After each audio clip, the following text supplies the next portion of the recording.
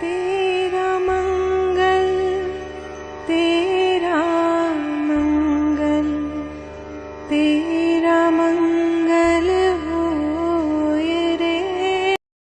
कि मैं हिंदू राष्ट्र के लिए अपने परिवार का त्याग कर रहा हूं आज से।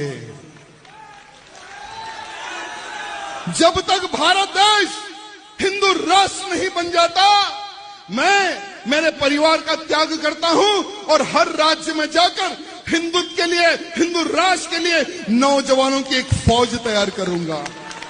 ये है तेलंगाना के हिंदुत्ववादी नेता टी राजन। ये हिंदू राष्ट्र बनाने का संकल्प कर रहे हैं और इस संकल्प के पूर्णता के लिए अपने घर परिवार को त्यागने का बात कर रहे हैं, संकल्प कर रहे हैं। इनका संकल्प है कि हिंदू राष्ट्र बनाना है।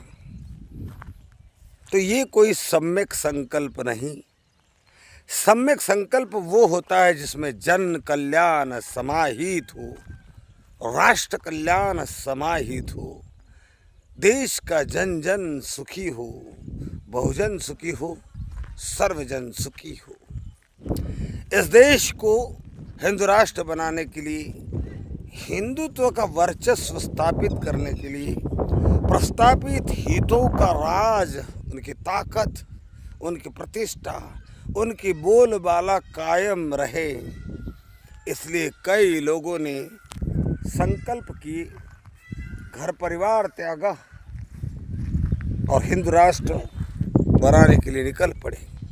इनमें देश के पूर्व प्रधानमंत्री अटल बिहारी वाजपेयी वो भी शामिल है। इनका भी संकल्प था हिंदूवादियों का राज आए, हिंदू राष्ट्र बने। इसमें नरेंद्र मोदी जी भी शामिल है। उन्होंने भी अपना जीवन जवानी दांव पर लगा दी। सन्यासी जैसा जीवन जीकर हिंदू राष्ट्र बनाने में लगी। कई लोग हैं जिनके सिर पर कट्टरता का प्रभाव है और उन्हें लगता है कि हिंदू राष्ट्र बन जाने से देश दुनिया का सबसे बेहतरीन देश बन जाएगा। साथियों, ये हिंदू राष्ट्र बनाने का संकल्प करते हैं और इसके लिए घर परिवार सबको त्यागने का संकल्प करते हैं। अगर ये ऐसा कर सकते हैं तो हम क्यों नहीं मानवता की स्थापना, समता समानता की स्थापना, बुद्धत्व की स्थापना, बुद्ध भारत में बौद्ध बनाने का संकल्प हम क्यों नहीं कर सकते। हमारे महापुरुषों ने भी संकल्प किया। तथागत भगवान बुद्ध ने उस पीपल वृक्ष के नीचे संकल्प किया कि चाहे मेरा खून जल जाए, मेरी चामड़ी गल जाए, हड्डियां पिघल जाए, जब तक बुद्धत्व प्राप्त नहीं होता मैं इस आसन को नहीं छोड़ूंगा। डॉक्टर बाबा साहब अम्बेडकर ने बड़ौदा के संकल्प भूमि पर संकल्प किया कि जब तक मेरे समाज को समता, समान, आत्मसम्मान का जीवन मैं प्रदान नहीं करता, तब तक मैं कोई काम नहीं करूंगा, अपने लिए जीवन नहीं जीऊँगा, चैन की नींद नहीं सोऊंगा। मान्यवर काशीराम जी ने भी संकल्प किया कि मैं जब तक बहुजनों का राज स्थापित नहीं होता, शासन करता जमात नहीं बनाता, तब तक बहुजन समाज ही मेरा घर परिवार है। मैं अपने घर नहीं जाऊंगा, अपने माता पिता से रिश्ते नहीं रखूंगा। बहन मायावती ने भी संकल्प किया कि मैं केवल बहुजन की बेटी बनकर जीऊंगी। काशीराम जी के सपने को साकार करेंगी, बहुजन समाज को शासन करता जमात बनाऊंगी। तो ये हमारे महापुरुषों का संकल्प जन कल्याण के लिए, बहुजन कल्याण के लिए था।